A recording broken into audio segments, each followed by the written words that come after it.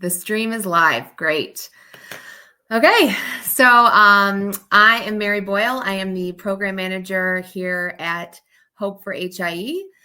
We are here today with Dr. Brian Kalish. He is a neuroscientist and neonatologist at Boston Children's, and he is going to be speaking to us today about his clinical trial with metformin, which is being used to support brain health in infants with HIE. So welcome, Dr. Kalish. Thank you so much for being here. And I should also mention you are on Hope for HIE's medical advisory board. So thank you for being here. Oh, thanks for having me. Great. Okay, so let's get started. And if anyone is here with us and has any questions, you can type them into the chat. Also, this will be recorded and sent out to all of our different platforms. And if you're watching it and you have a question later, you can always feel free to reach out to me at Hope for HIE. Okay, so let's get started. So Dr. Kalish, can you start by introducing yourself, your background, and your connection to Hope for HIE? Sure, of course. So as you said, I'm a neonatologist at Boston Children's Hospital. So I spend time caring for babies in our level 4 newborn intensive care unit. And I'm also a neuroscientist. I did all of my training, medical school, residency, fellowship here in Boston, and have spent most of my career here at Boston Children's Hospital. In addition, I spent about 4.5 years at the hospital for sick children, where I was the director of research in neonatology. So I spend a lot of my time running a research lab that focuses on understanding fetal and neonatal brain injury and trying to develop better therapies for brain injury in babies. And so I'm particularly passionate about HIE and trying to develop therapies beyond therapeutic hypothermia to provide sort of acute protection of the brain, but also promote plasticity and development long after babies suffer HIE. So I also have had the benefit of a long-standing relationship with Hope for HIE. I've been on the medical advisory board for several years, and this year I'm serving as the vice chair of the medical advisory board. Great, thank you. And is there something, in when you first started, like why HIE? I think that's probably two reasons. One, I think we historically have gotten so much better in neonatology about survival of even our sickest babies. And I think now we need to sort of move beyond survival and ensure that babies can thrive long after they leave the NICU. And I think to thrive and have high quality of life, we need to sort of give them the best opportunity for neurodevelopmental potential that they can possibly have. And I think that's just a huge untapped need, that even after the advent of therapeutic hypothermia, a very large proportion of babies will still have significant long-term disability. And I think that there is this unmet need to develop sort of additional ways that we can support babies' brain development beyond therapeutic hypothermia. So that's really the major reason. Okay. And then metformin, am I saying that correctly? Metformin? Okay. Right, yeah. So what led you to see that as a potential medication? Yeah, I think, just philosophically, it stems from an interest in thinking about promoting plasticity after HIE. So plasticity is the ability of the brain to adapt after stress or an injury. And nearly all of the efforts to date for HIE have focused on what I call acute neuroprotection. So what can we do in the hours, days immediately after a baby is born to protect the brain? So in the same time that we would be giving therapeutic hypothermia. So really all of the efforts have focused on those first few hours and days.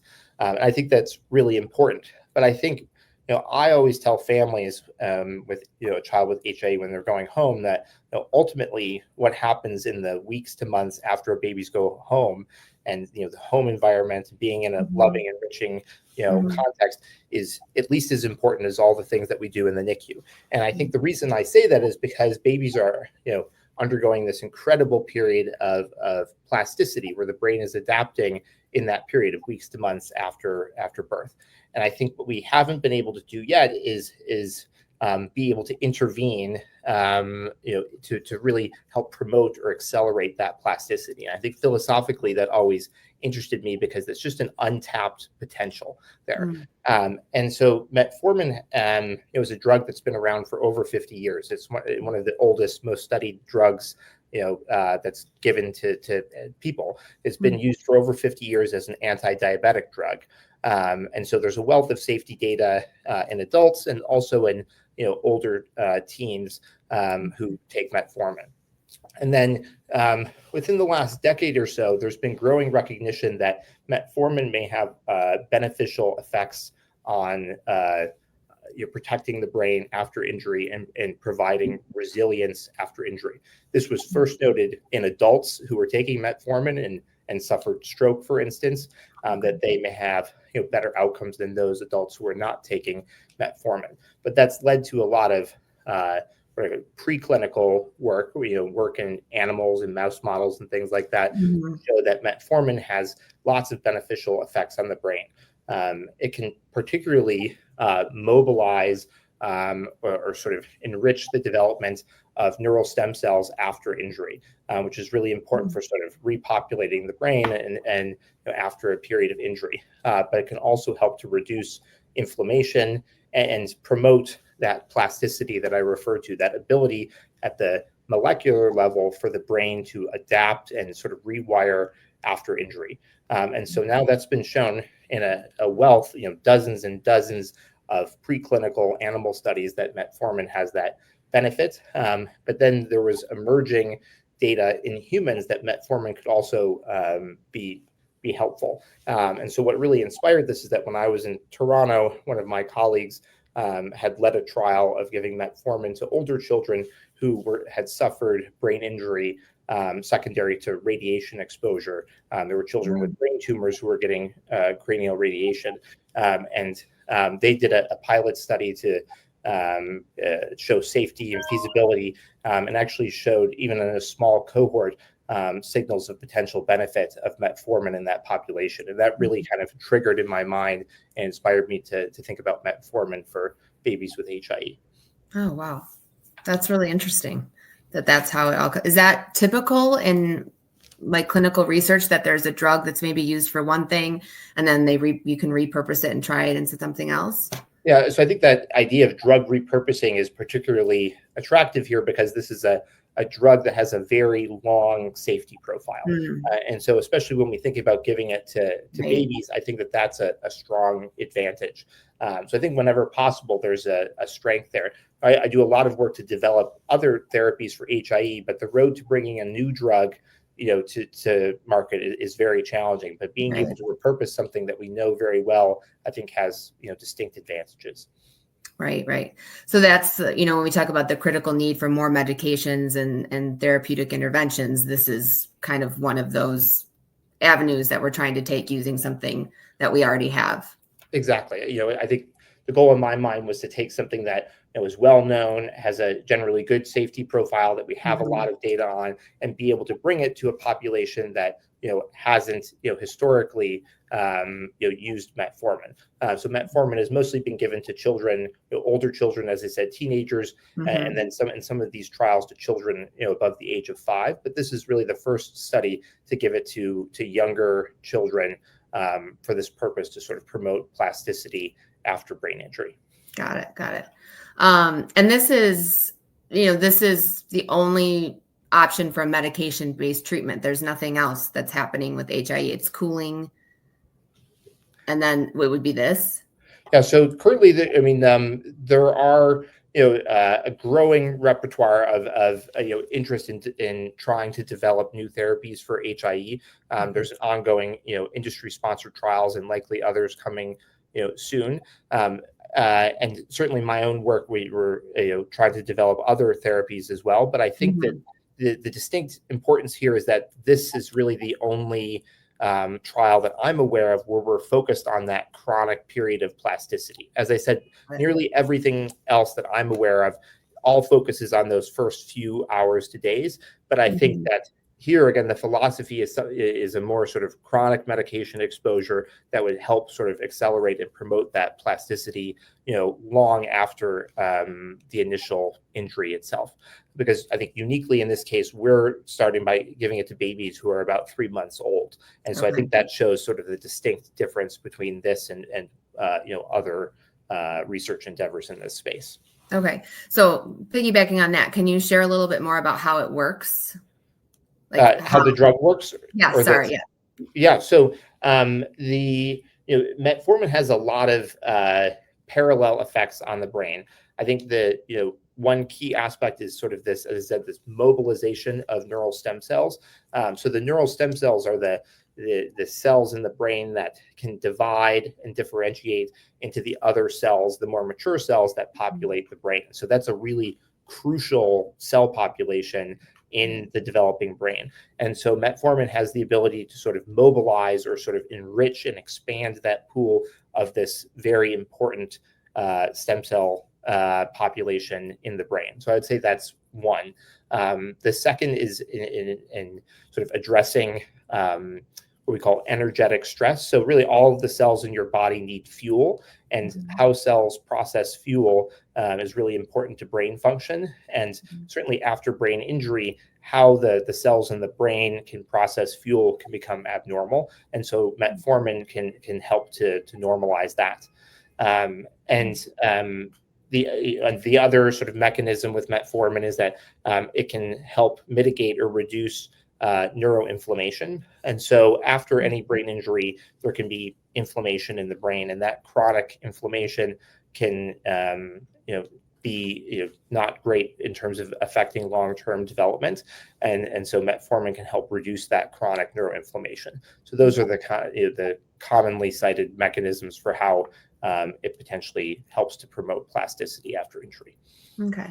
And you kind of touched on this a little bit before, just, with this population, the age, how in clinical trials and in this clinical trial do you ensure the safety of this type of trial? Of course, the safety is paramount first and foremost. I think it's important to say that we engaged very early on with Hope for HIE leadership with Betsy to sort of make sure that we were designing a study that was family centered and something that was appropriate for families with children with HIE, and it's a particularly critical population. We also involved parents who recently had a child with HIE in the design of the trial. So I think those were two really important early components. The trial is overseen and regulated by the FDA. And so we had to receive approval from the FDA to do the study. And so that's an important safety check, because they make sure that we have the appropriate regulations in place to monitor, and that the dosing and the way that we're monitoring patients in the trial prioritizes safety. And so we have to report all of those things to the FDA as part of this process. And then we in this trial, we do monitor the baby's laboratory values, just to make sure that there's no adverse changes that would be unexpected. And because metformin can theoretically affect the blood sugar, we do also ask parents to be monitoring. We give parents a glucometer and to monitor the baby's blood sugar a few times just around the times that we change doses. That's really out of an abundance of caution. We don't think that metformin should have any adverse effects on any of these lab values, but I think that speaks to how we're making every effort to make sure that there's no safety concerns.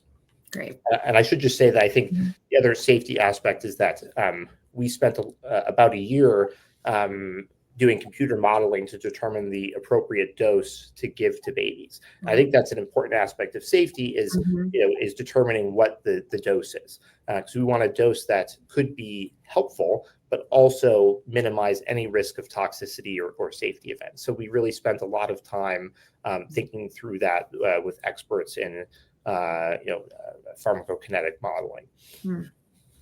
Okay. As far as the nitty gritty of the clinical trial, what is the inclusion criteria, the timing of administration, and then like any other key information you think people should know about it? Sure. So to be included in the trial, these should be babies who are born at term with a diagnosis of HIE and who received therapeutic hypothermia during the neonatal period. Okay. They also need to be babies who, and in the MRI that's typically obtained after cooling or after hypothermia, showed evidence of brain injury consistent with HIE. And that's really because we know that those are the infants who are at highest risk for having challenges with long-term neurodevelopment. And so we wanted to make sure that we were targeting those infants who had the greatest potential to benefit from the therapy itself. And then we do check a set of labs, liver function and other labs before we start the medication. And we have parameters around liver and kidney function before infants start the medication, just to, again, to avoid any safety concerns, of course. And then there are some medications that babies can't be taking if they are taking metformin. They're rather rare and unusual for babies to be taking, so I won't list them here, but we do sort of ensure that there's no potential kind of drug-drug interactions with the metformin in any of the patients. So those are the main criteria. And then babies would start the medication anytime between 3 and 6 months of age. So they can be no older than 6 months, but ideally we'd like to initiate conversations as early as possible with a plan so that we can have that first study visit sometime in between 3 and 6 months. So when they're enrolled, then what are some of the outcomes you're looking for, and then how long is the enrollment period for them? Yep. And so in this study, babies take metformin for a total of 12 weeks. And so over that 12-week period, there are 3 study visits here at Boston Children's Hospital. In the first visit, parents and child come and we check that set of study labs. We go over the consent process and do teaching around how to administer the medication, how to monitor for any potential issues. And we also then at that visit give parents the metformin to take home. And so we start the metformin at a low dose, and then we increase the dose or escalate the dose over time. And that's really, again, speaking to your point about safety, sometimes metformin can cause some GI upset. And what we've learned is that if we start lower and then go up, that the medication is much more well tolerated. And so we start low, and then after 3 weeks, we increase the dose.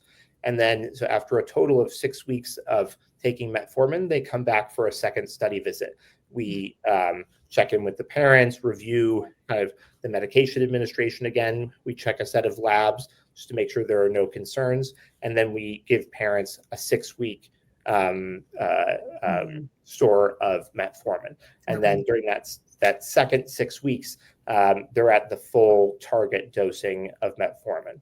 And then they come back at the end of the study, so 12 weeks after beginning, for a final visit to check in at that time. Now, so really the goal of the study is to show that it is feasible to administer the medication. And as part of taking the labs, we're checking levels of metformin in the baby's blood at 6 weeks and 12 weeks to make sure that our model of the appropriate dose is matching what we're seeing in real life. Okay. So what stage of the trial are you in? So we just sort of opened the trial a few weeks ago, and we're actually going to be enrolling the first patient in about a week. Oh, that's exciting. Yeah. We're very, very excited. So the goal is to enroll 30 babies in the study. And the idea is that this is really the first step towards, once we show that it's feasible and that we can, monitor the levels of metformin and that they're appropriate, then we ideally would expand the study to look at longer term outcomes. And who is, just what size team do you have that's working on this? I'm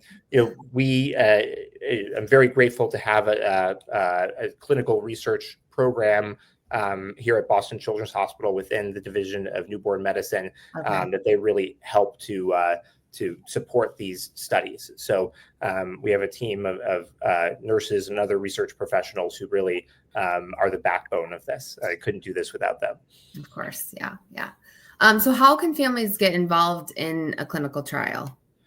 I mean, the best way to get involved in this study is truthfully just to reach out to me directly. So I would welcome that. Folks can just email me directly, and I'm easily Googleable, but you can otherwise we'll provide it as part of Yes, this. I can provide. My email is probably the best way to reach out, and then we would happy to meet with families by Zoom and discuss the study and assess eligibility for participation and then next steps. And then is there a plan that you would expand the trial to more sites? So right now for this, the first study, we're just enrolling at Boston Children's, but welcome families who are willing to travel for those 3 visits to do it at Boston Children's. So parents can come from anywhere that it's possible to come to Boston Children's. But then the hope is in the future for a larger trial that would be multiple centers across the country or the world. So success at the end of the trial would be what to you? Yeah. So I think that as I said before, they haven't given metformin to children of this age before. And so I think showing that is feasible and that the dose of metformin we're giving corresponds to levels in the blood that we think that are going to be potentially beneficial for the brain. And so those measurements of those levels are really the key thing that then would support the next steps to be able to do a trial of a much larger number of babies to look at an impact on development. And I think in future studies, we'd ideally like to move the age even younger, because I think the earlier that we can start the metformin, the greater the potential benefit. Giving it earlier and giving it for longer, I think, are the future directions.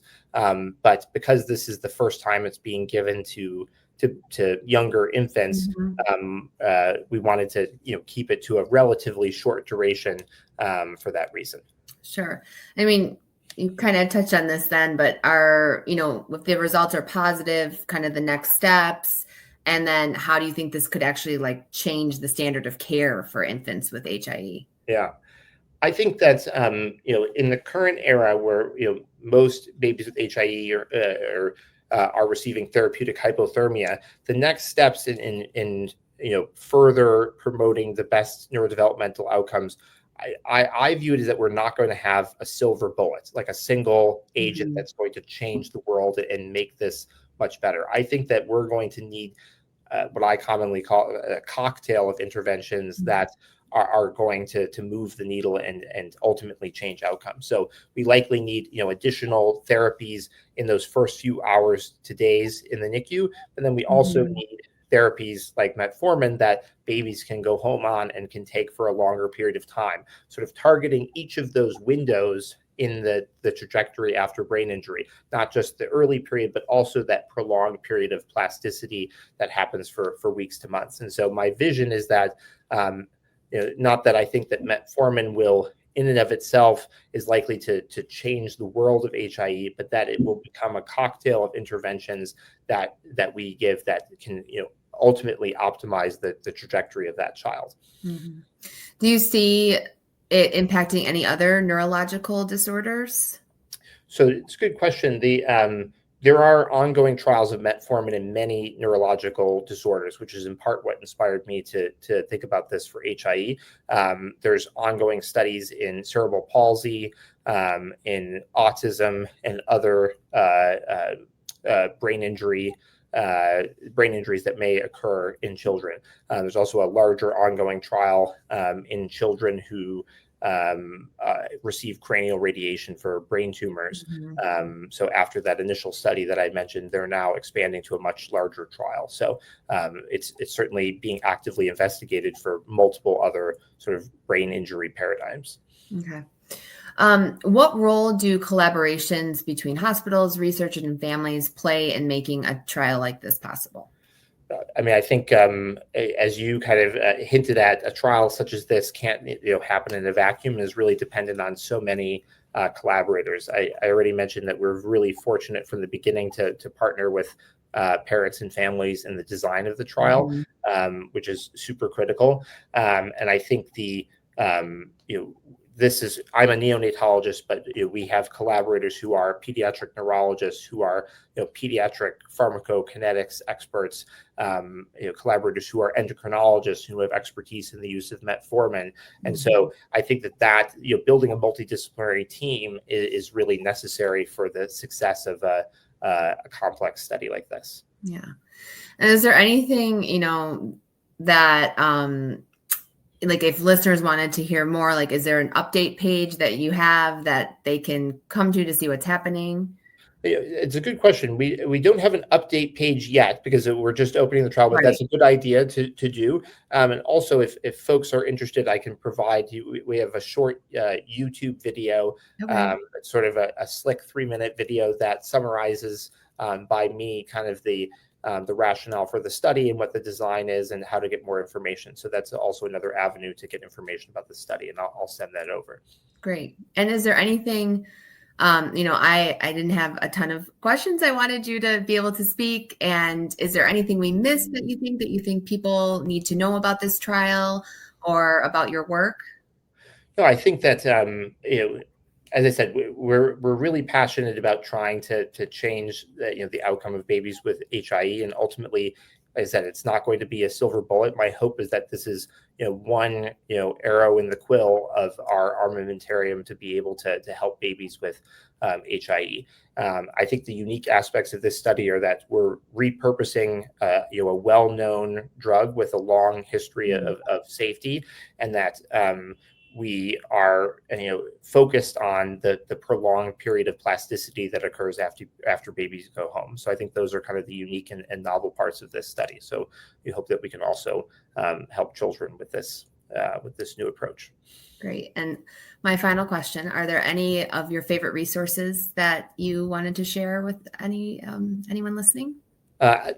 And not beyond the Hope for HIE website. I think that's the I'll best just answer. Yes, exactly. I did not get prompted to say that, but no, I don't think I have any other favorite resources.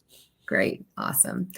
Okay. Well, we will have this out for everyone to listen to, and we really appreciate your time.